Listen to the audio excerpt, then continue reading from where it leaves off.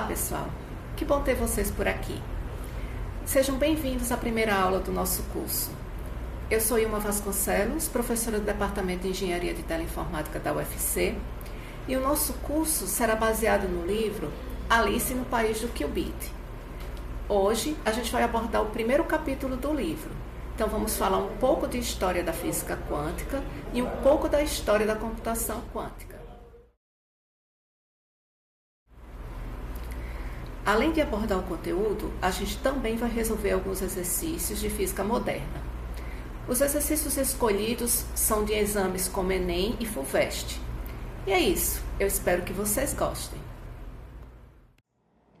Na aula 1, a gente vai entrar em um mundo que a gente nem sequer consegue enxergar, mas que controla praticamente toda a tecnologia moderna. Como o celular funciona? Dentro de um celular existem bilhões de elétrons se movimentando. E o comportamento desses elétrons não segue as regras da física do dia a dia. Ele segue as regras da física quântica.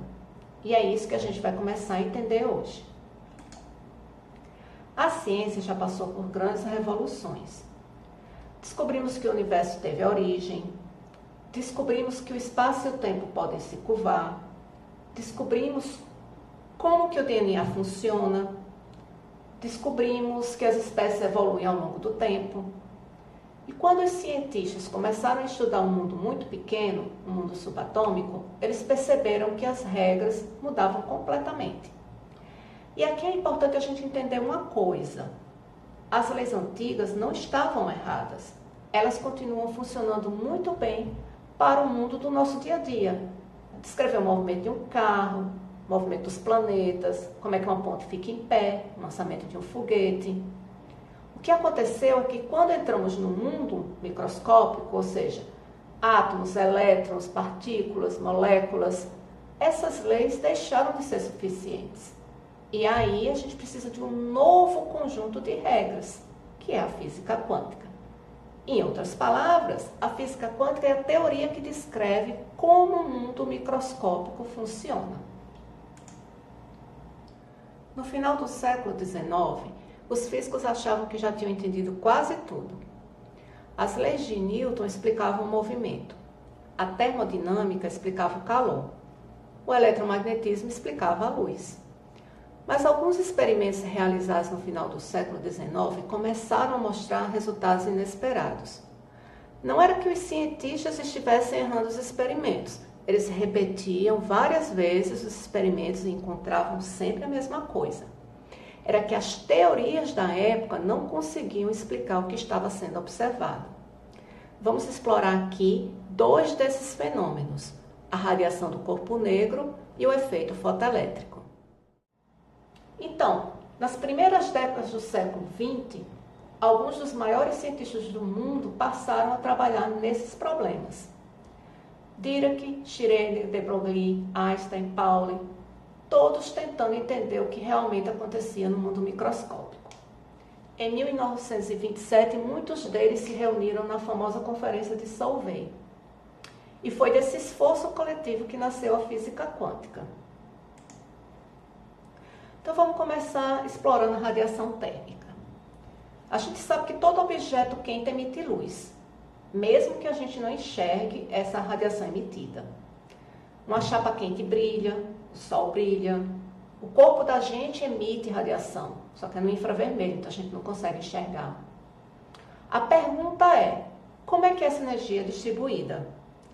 Quando medimos a radiação emitida por um corpo quente, percebemos que todos os comprimentos de onda estão presentes, mas a energia não é distribuída de forma igual. Para objetos em temperatura ambiente, a maior parte da radiação, cerca de 90%, está na região do infravermelho, que a gente nem sequer consegue enxergar com os nossos olhos. Os experimentos que mediam a radiação térmica não eram feitos com qualquer objeto. Eles eram feitos com algo que chamamos corpo negro, que é um sistema ideal que absorve praticamente toda a radiação que incide sobre ele. Na prática, os cientistas usavam uma cavidade oca com um pequeno orifício. A luz que entra por esse orifício começa a refletir muitas vezes dentro da cavidade, depois de tantas reflexões, ela praticamente não consegue sair de novo. Por isso, essa cavidade se comporta como um absorvedor quase perfeito. Quando aquecemos essa cavidade, ela emite radiação pelo mesmo orifício. E o mais impressionante, a radiação emitida depende apenas da temperatura da cavidade, não depende do material que essa cavidade é feita. Foi justamente essa distribuição de energia emitida que a física clássica não conseguiu explicar corretamente. Mesmo sem entender completamente o que estava acontecendo, os cientistas conseguiram encontrar padrões nos dados experimentais. Quando a relação é descoberta a partir da observação e da medição, antes de existir uma explicação teórica completa, a gente chama isso de lei empírica. Ou seja, a lei funciona, descreve corretamente o que é observado, mas ainda não sabemos exatamente por que ela funciona. E aqui a gente tem duas dessas leis empíricas. A lei de Stefan Boltzmann, que mostrou que a energia total emitida cresce com a quarta potência da temperatura, e isso é impressionante, porque, por exemplo, se a temperatura dobrar, a energia emitida não vai dobrar, ela vai aumentar em 16 vezes. E uma outra lei é a lei do deslocamento de Wien, que mostrou uma outra coisa importante. Quando a temperatura aumenta, o pico da radiação se desloca para comprimentos de onda menores. É por isso que um metal começa vermelho quando está menos quente e vai ficando mais claro conforme a temperatura aumenta. Então, a lei diz que o produto do comprimento de onda máximo, né, da radiação, comprimento de onda máximo, pela temperatura, né, o produto dessas duas quantidades é sempre igual e é igual a um valor constante de 2,89 vezes 10 elevado a menos 3 metros vezes Kelvin. E o que isso implica? Isso implica que se a temperatura aumenta, o comprimento de onda tem que diminuir para esse produto ficar constante. E é por isso que o pico se desloca para a esquerda nesse gráfico quando a temperatura aumenta, né? Porque a temperatura está aumentando, o comprimento de onda tem que diminuir. Então, os gráficos batiam, os dados faziam sentido, mas ainda faltava a gente entender o porquê. Quando os físicos tentaram explicar o gráfico usando a física clássica, surgiu um problema enorme. O modelo clássico, que foi feito baseado nos princípios da termodinâmica e do eletromagnetismo, previa que para frequências muito altas, e aí a gente tem que lembrar que frequência alta significa comprimento de onda pequeno, a energia emitida deveria crescer sem limite.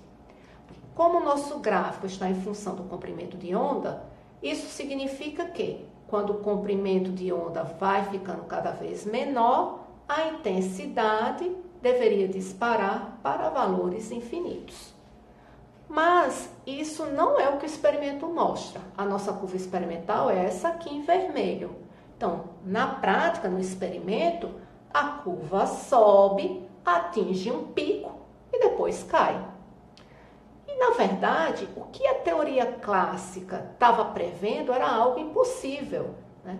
Que é você ter valores infinitos, ou seja, energia infinita. Esse problema recebeu o nome de catástrofe do ultravioleta, né? Porque à medida que a gente está aqui diminuindo o comprimento de onda, né, vindo nessa direção, aqui da esquerda, a gente está indo na direção do ultravioleta e a catástrofe é essa energia infinita. Foi então que Max Planck propôs uma ideia revolucionária. E se a energia não fosse contínua? E se ela só pudesse ser emitida e absorvida em pequenos pacotes? Essa ideia simples resolveu o problema matemático e fez os gráficos baterem com o experimento. Nascia, então, o primeiro passo da física quântica. Planck traduziu a sua ideia numa expressão simples. E igual a NhNi.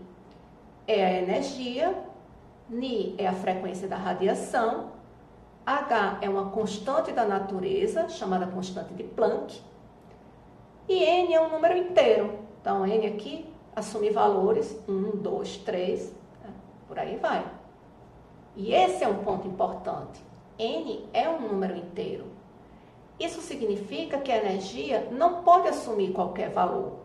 Ela só pode ser um múltiplo de uma quantidade básica, que é essa quantidade Hni. É como se Hni fosse o valor de uma moeda e N dissesse quantas moedas estão sendo usadas. Você não pode pagar metade de uma moeda, só pode pagar uma moeda, 2 moedas, 3 moedas. É isso que significa dizer que a energia é quantizada. E vamos então para o nosso primeiro exercício. O exercício diz: observe o gráfico abaixo. Ele mostra a emissividade de uma estrela em função da frequência. Calcule em hertz a frequência correspondente ao comprimento de onda máximo da estrela. O que a gente precisa determinar então nesse problema é o comprimento de onda onde a gente tem o máximo da radiação. Porque uma vez que você determina esse comprimento de onda, você pode determinar qual é a frequência correspondente a ele. E a gente sabe que o produto desse comprimento de onda pela temperatura é sempre constante. Então, eu vou chamar esse comprimento de onda de comprimento de onda máximo, e o produto dele pela temperatura é constante, e essa constante, se você voltar o vídeo um pouquinho, você vai ver que ela é 2,8 vezes 10 elevado a menos 3 metro vezes Kelvin. Então, se você me der a temperatura em Kelvin, eu posso determinar, então, qual é o comprimento de onda máximo. Como a temperatura foi dada, 3.500 Kelvin, eu divido a nossa constante por esse valor e determino o comprimento de onda de 8 vezes 10 elevado a menos 7 metros. Para determinar qual é a frequência correspondente a esse comprimento de onda, a gente tem que lembrar que o produto da frequência pelo comprimento de onda é igual à velocidade. Como é radiação eletromagnética, então a velocidade vai ser a velocidade da luz, c. Vou poder então determinar a frequência dividindo a velocidade da luz pelo comprimento de onda, que eu acabei de determinar, lembrando que a velocidade da luz é 3 vezes 10 elevado a oitava metros por segundo. Então, se a gente substitui a velocidade da luz por 3 vezes 10 elevado a oitava metros por segundo, substitui o comprimento de onda por 8 vezes 10 elevado a menos 7 do metro, que foi o que a gente determinou, a gente encontra a frequência correspondente a esse comprimento de onda, que é de 3,7 vezes 10 elevado a 14 Hz. E essa é, então, a resposta, para o nosso problema. Vamos agora falar do outro fenômeno. Vamos falar do efeito fotoelétrico. Em 1887, Hertz observou algo curioso enquanto estudava ondas eletromagnéticas. Esse Hertz é aquele mesmo Hertz da unidade de frequência. O experimento funciona assim. A gente tem 2 placas metálicas dentro de um tubo de vácuo. Uma fonte de luz incide sobre uma das placas e, se elétrons forem ejetados dessa placa, eles serão coletados pela outra placa. Isso vai gerar uma corrente que pode ser medida. Ou seja, entrando luz, saindo elétrons, corrente detectada. Hoje podemos visualizar esse experimento de uma forma interativa usando o simulador do FET, que foi desenvolvido pela Universidade do Colorado. Vocês encontram o link no livro ou podem fazer uma busca no Google que facilmente vocês encontram. Nesse simulador a gente consegue variar a frequência da luz, a intensidade da luz, o tipo de metal e observar imediatamente o que é que acontece com os elétrons. E é justamente quando a gente começa a mexer nesses parâmetros que surgem os resultados surpreendentes. Vamos agora fazer um comparativo entre o que a física clássica esperava e o que o experimento realmente mostrou. Primeiro, segundo a física clássica, se a luz é uma onda, quanto maior a intensidade, maior deveria ser a energia transferida para os elétrons. Então, esperaríamos corrente elétrica para toda e qualquer frequência. Bastaria aumentar a intensidade. Mas o experimento mostrou algo diferente. Mostrou que existe uma frequência mínima, chamada frequência de corte. Se a frequência da luz estiver abaixo dessa frequência de corte, não importa o quão intensa essa luz seja, nenhum elétron é ejetado. Isso já é muito estranho para o modelo clássico. Vamos para o segundo ponto. A física clássica previa que poderia haver um pequeno atraso na emissão dos elétrons. A ideia seria que o elétron precisaria acumular energia da onda luminosa até conseguir escapar. Mas o experimento mostrou que não há atraso mensurável. A ejeção acontece praticamente instantaneamente. Ou seja, a energia não está sendo acumulada aos poucos. E o terceiro ponto, a física clássica dizia que o potencial de parada, e o que é esse potencial de parada? É a tensão que você precisa aplicar nas placas para impedir que os elétrons cheguem, saiam de uma placa e cheguem a outra. Então, a física clássica dizia que esse potencial de parada deveria depender da intensidade da luz. E o que o experimento mostrou? Que esse valor não depende da intensidade. Depende, sim, da frequência da luz. Mas naquela época já havia muitas evidências de que a luz era uma onda. Vários experimentos de interferência e difração mostravam isso claramente. Então o problema não era abandonar a ideia de onda, de que a luz é uma onda. O problema é que no efeito fotoelétrico a luz não se comportava como uma onda clássica deveria se comportar. Ela não transferia energia de forma contínua, não permitia qualquer frequência, não mostrava acúmulo gradual de energia. Ou seja, algo estava faltando na descrição. Vamos explorar alguns resultados experimentais? Então, vamos olhar aqui para o gráfico corrente versus potencial para uma luz de mesma frequência, mas com duas intensidades diferentes. A primeira coisa que a gente observa é que o potencial de parada é o mesmo. Mesmo aumentando a intensidade da luz, o ponto onde a corrente zera continua o mesmo. Agora, observem a região de potenciais positivos. A curva correspondente à intensidade maior atinge uma corrente de saturação maior.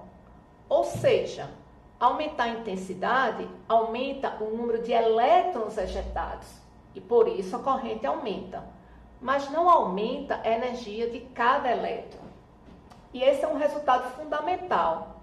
A energia depende da frequência, não da intensidade. Agora, se mantemos a intensidade da luz constante, mas variamos a frequência, aí a gente tem esse gráfico aqui da direita.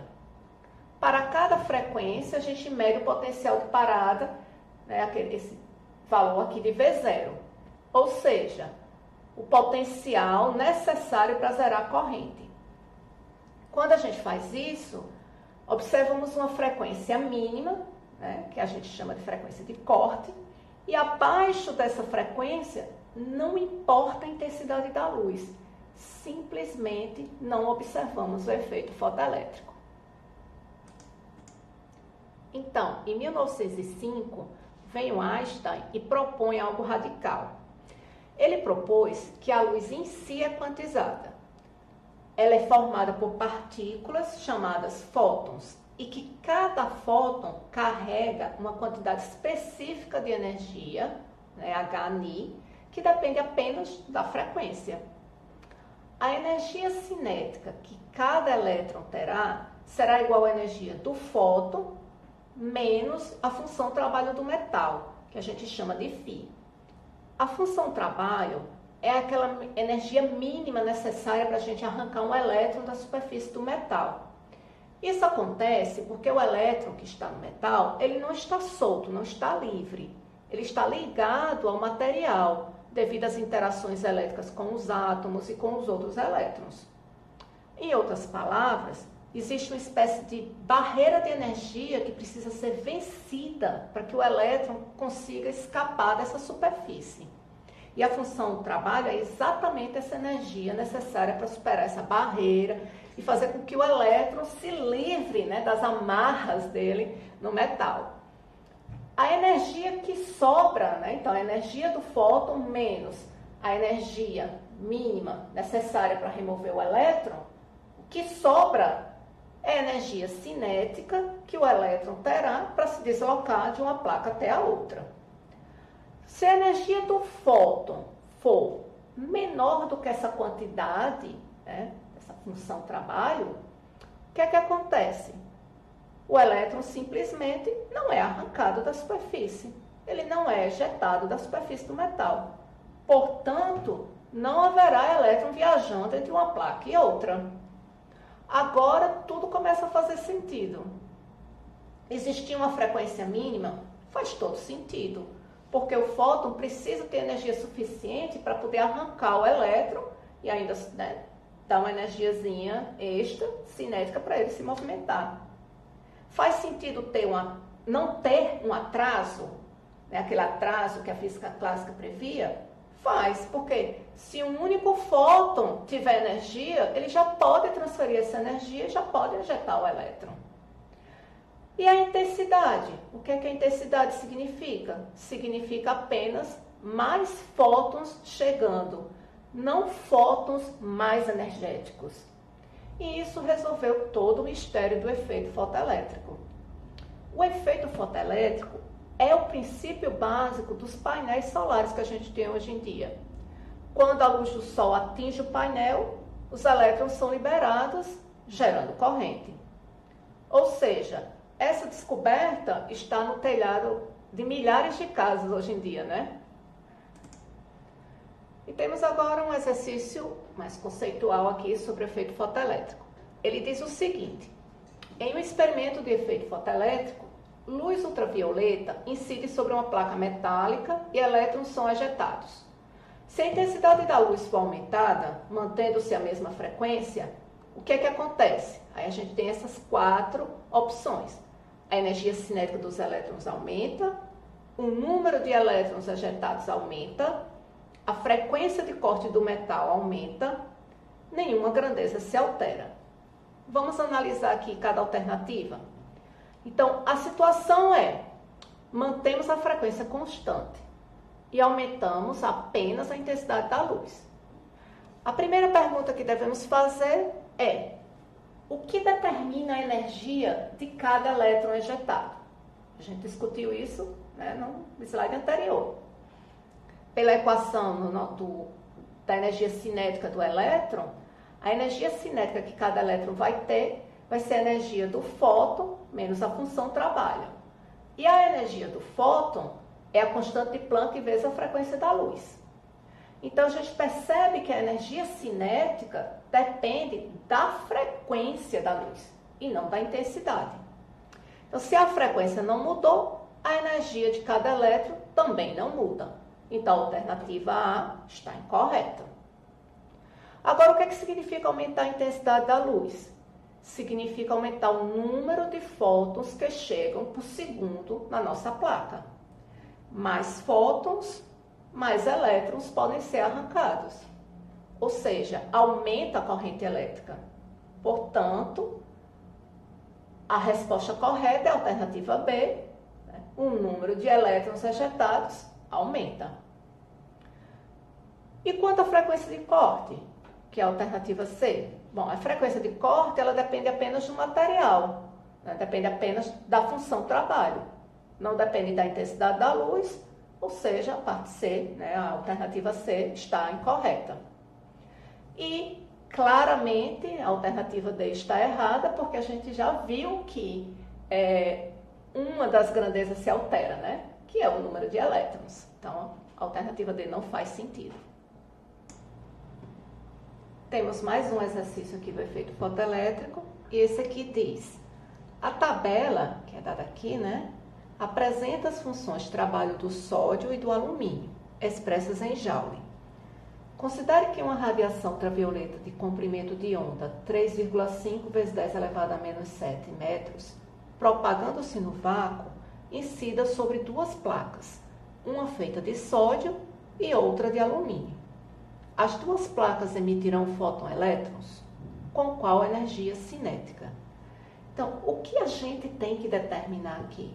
A gente precisa determinar se o fóton dessa radiação, que tem esse comprimento de onda, tem energia suficiente para remover elétrons do sódio, remover elétrons do alumínio.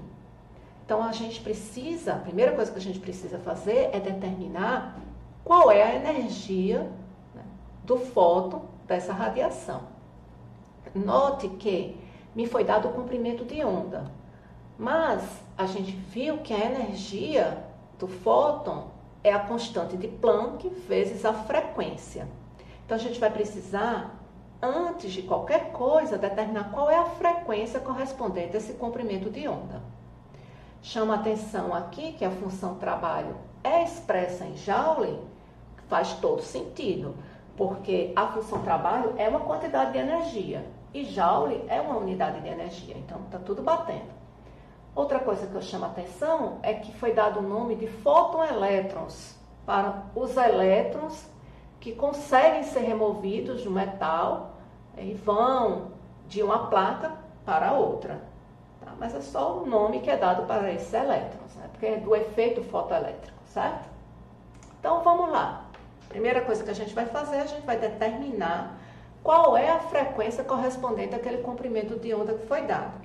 Então, a gente vai usar mais uma vez, né, que o produto da frequência pelo comprimento de onda é igual à velocidade, nesse caso aqui vai ser a velocidade da luz, né, que é 3 vezes 10 a oitava metros por segundo.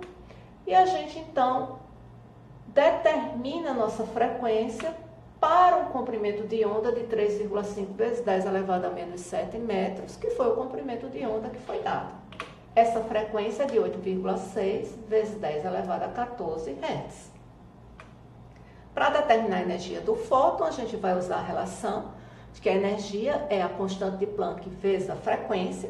Já determinamos a frequência, a gente pode olhar qual é o valor da constante de Planck.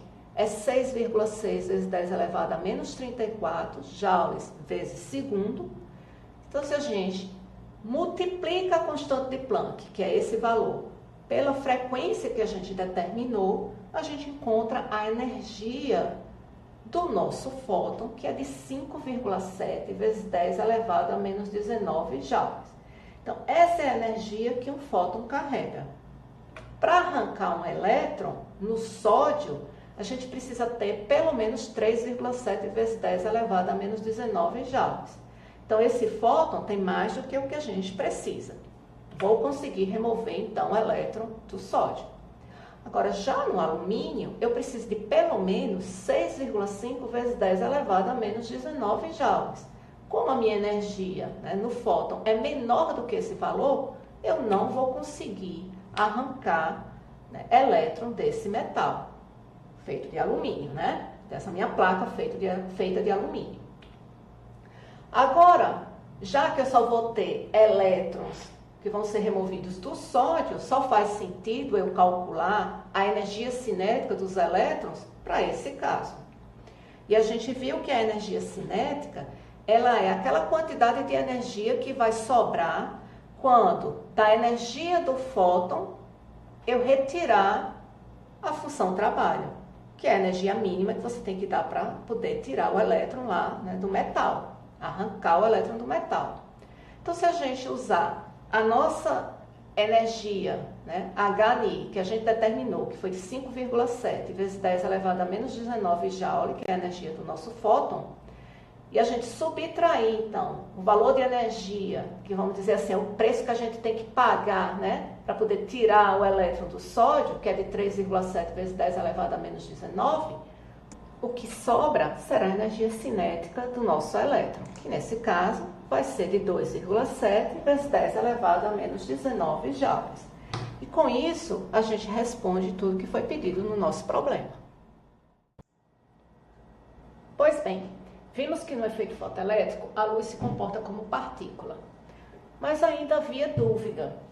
Seria o efeito fotoelétrico um caso isolado? Em 1923, Compton fez um experimento que praticamente eliminou essa dúvida. No experimento, fótons, normalmente raios-x, eram lançados contra um material cujos elétrons estavam fracamente ligados, quase como um gás de elétrons. E foi observado que a frequência da radiação espalhada diminuía, e essa diminuição dependia do ângulo de espalhamento. Quanto maior o ângulo, menor era a frequência desse fóton espalhado. Mas o que é que isso significa? Significa que o fóton estava perdendo energia na interação com o elétron. E perder energia dessa forma, em uma interação localizada, específica, como um choque, é exatamente o que acontece quando partículas colidem. A explicação que funciona nesse caso, né, é tratar o fóton como uma partícula que possui energia em momento linear. Quando esse fóton atinge o elétron, ele transfere parte dessa energia e desse momento, né, para o elétron e sai com menos energia. Menos energia significa o quê? Menor frequência. Esse comportamento é típico de uma colisão entre partículas. Não é um comportamento típico de uma onda clássica se espalhando. Até agora, vimos algo surpreendente. A luz, que sempre foi entendida como uma onda, e muito bem entendida, em certos experimentos se comporta como partícula. Então surgiu uma pergunta ousada. Será que o contrário também é verdadeiro? Se a luz, que é onda, pode agir como partícula, será que partículas também podem agir como onda? A proposta foi feita em 1924 por de Broglie. Ele sugeriu que toda partícula em movimento está associada a uma onda. Ou seja, não é só a luz que tem essa dualidade. A matéria também teria. A ideia é profunda porque relaciona uma propriedade típica de partículas, que é o momento linear, com uma propriedade típica de ondas, que é o comprimento de onda. A ideia de de Broglie parecia quase filosófica na época, mas depois ela foi confirmada experimentalmente com elétrons apresentando difração, que é um fenômeno típico de ondas. Depois de tudo isso, vem aquela pergunta inevitável. Afinal, a luz e a matéria são ondas ou partículas? A resposta da física moderna é a seguinte: nem apenas ondas, nem apenas partículas. O que observamos depende de como interagimos com o sistema. Se montamos um experimento que mede trajetórias e colisões, vamos observar comportamento típico de partículas. Se montamos um experimento que permite interferência ou difração, vamos observar um comportamento típico de ondas. Isso hoje é conhecido como a dualidade onda-partícula. E vamos para o último exercício da nossa aula 1. Esse exercício pede para a gente calcular o comprimento de onda de de Broglie para um elétron com energia cinética de 8 vezes 10 elevado a menos 18 joules. Quando a gente resgata a expressão de de Broglie, a gente vê que para encontrar o comprimento de onda, a gente precisa da constante de Planck, que é uma constante que a gente conhece o valor, e do momento, no caso do momento do elétron. Mas a gente não tem um momento. Mas a gente lembra de outros carnavais que o momento vai ser dado pela massa vezes a velocidade. Como é um elétron, a massa do elétron é conhecida, é 9,1 vezes 10 elevado a menos 31 kg. Agora a gente precisa dar um jeito de determinar essa velocidade. Mas aí lembra que ele deu a energia cinética do elétron. E a energia cinética é meio da massa vezes a velocidade ao quadrado. Como eu conheço a massa do elétron, como ele me deu a energia cinética, eu posso determinar a velocidade. Então, se você substitui os valores que foram dados, né, energia cinética de 8 vezes 10 elevado a menos 18 joules, e a massa está aqui, né, de 9,1 vezes 10 a menos 31 kg, a gente encontra a velocidade do elétron de 4,2 vezes 10 elevado a sexta metro por segundo. Pois bem, agora, de posse da velocidade, como eu já conheço a massa, eu posso determinar o momento do elétron. Basta multiplicar a massa pela velocidade. Quando a gente faz isso, a gente determina um momento de 3,8 vezes 10 elevado a menos 24 kg vezes metro por segundo. Para determinar o comprimento de onda, basta a gente substituir o valor da constante de Planck, que a gente conhece, é de 6,6 vezes 10 elevado a menos 34 joules por segundo, e esse momento que a gente acabou de determinar. Quando você faz isso, você encontra um comprimento de onda de 1,7 vezes 10 elevado a menos 10 do metro. E essa, então, é a resposta para esse nosso último exercício. Sigamos. Até o final do século XX, os computadores evoluíam seguindo sempre a mesma lógica. Transistores menores, chips mais rápidos, mais memória. E aqui eu gostaria de lembrar de um detalhe bem importante. Os transistores só foram possíveis de existir graças à física quântica. Se a gente não tivesse entendido o comportamento quântico dos elétrons nos semicondutores, os transistores nem existiriam, porque os transistores são feitos de semicondutores. Mas, e isso é essencial, embora a tecnologia seja baseada na física quântica, a forma como os computadores processam a informação é clássica. Os nossos computadores trabalham com bits, que só podem assumir dois valores, ou é 0 ou é 1. É uma lógica determinística e as operações seguem regras clássicas. Ou seja, a gente usa a física quântica para construir os dispositivos, mas a gente não usa as regras da mecânica quântica, né, da física quântica, para processar a informação. Mas aí, em 1980, aconteceu uma conferência chamada Physics of Computation Conference, que é conhecida como FISCOMP. O nome já era curioso, né? Física da computação. E lá surgiu uma pergunta diferente da que os físicos costumavam fazer. Durante a nossa famosa conferência de Solvay, lá no início do século XX, os cientistas queriam entender como a natureza microscópica funcionava. Em 1980, a pergunta mudou. Não era mais como a natureza funciona a nível microscópico, mas sim como podemos usar a natureza para computar. Ou seja, e se as leis do mundo quântico pudessem ser usadas como ferramenta tecnológica, não apenas para construir os computadores, mas para realizar o próprio processamento da informação? Aí, em 1982, um físico chamado Richard Feynman percebeu um problema profundo.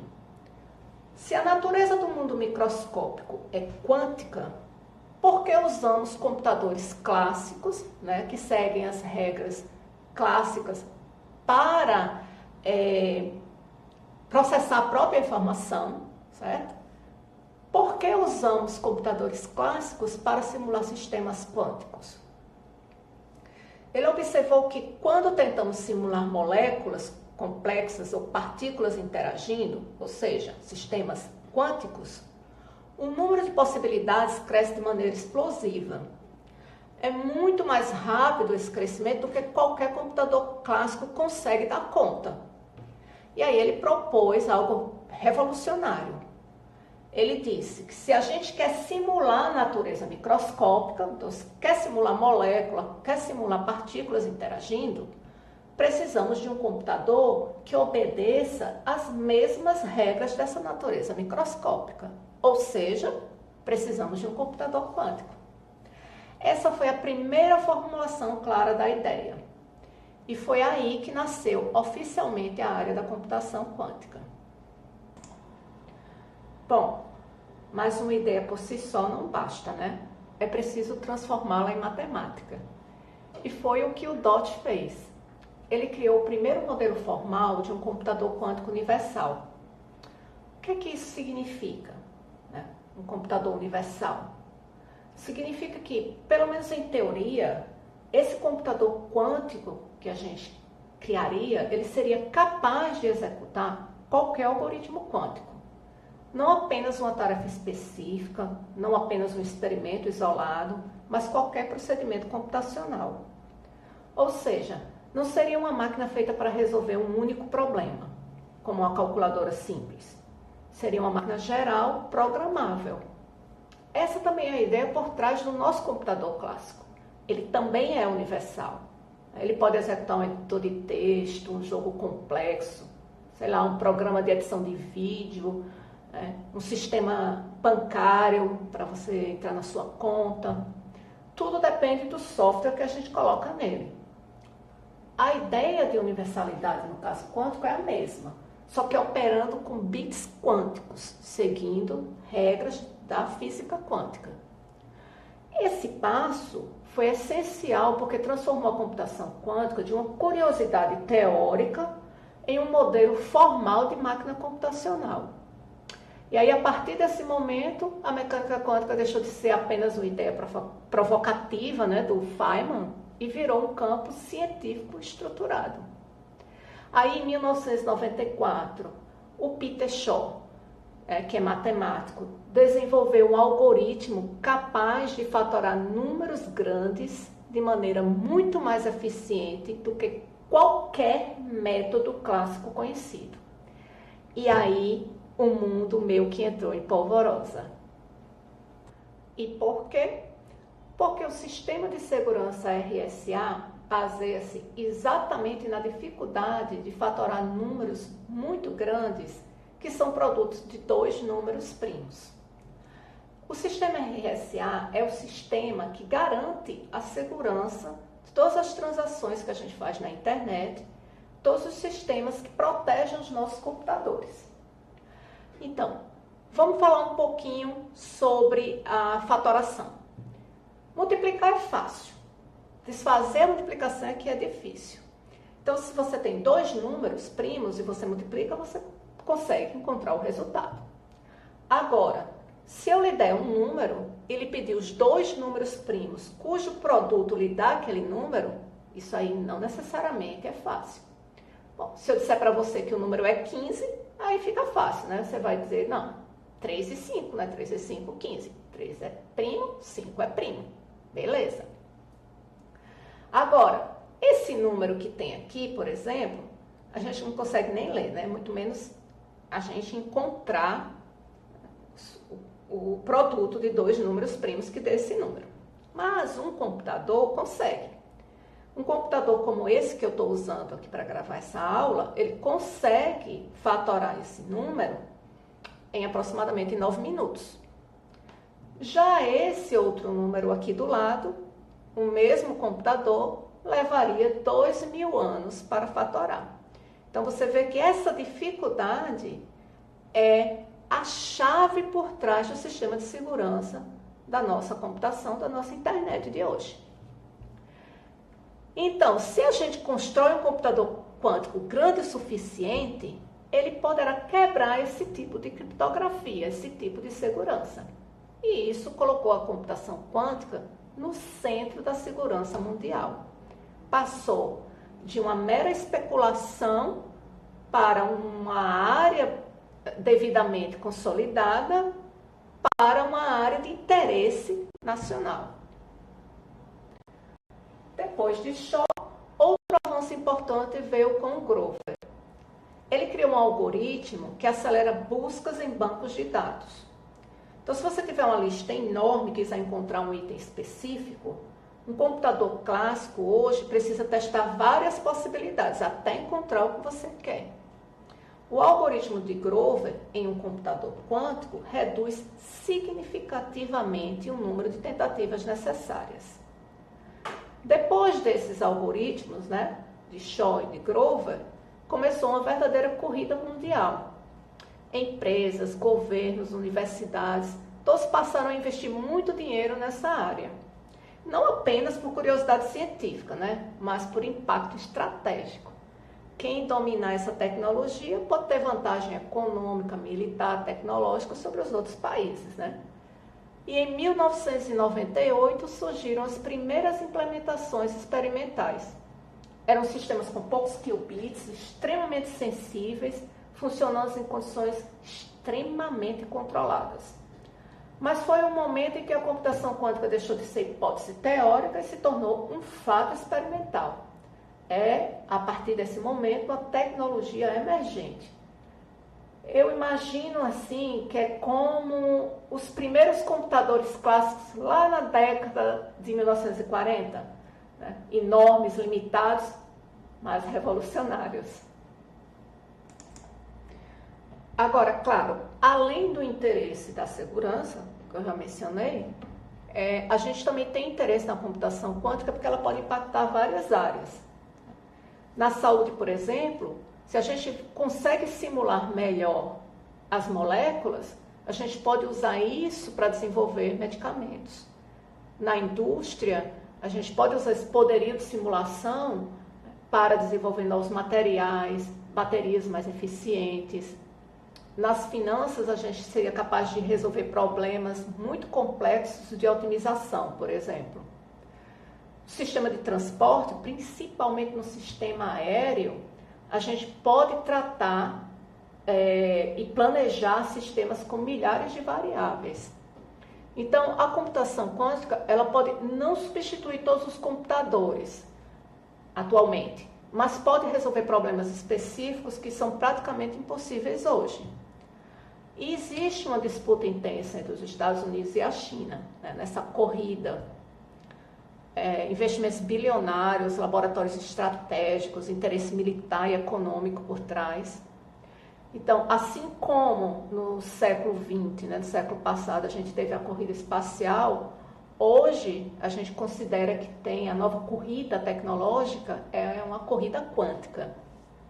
E nós estamos vivendo esse momento histórico. Então, eu termino essa aula lembrando que a física quântica começou tentando explicar alguns experimentos simples. Hoje ela está por trás de lasers, semicondutores, internet, GPS, painéis solares e talvez até dos computadores do futuro, né? Então, o mundo invisível dos átomos molda o mundo em que a gente vive. E eu espero que vocês voltem para a nossa aula 2. Até lá!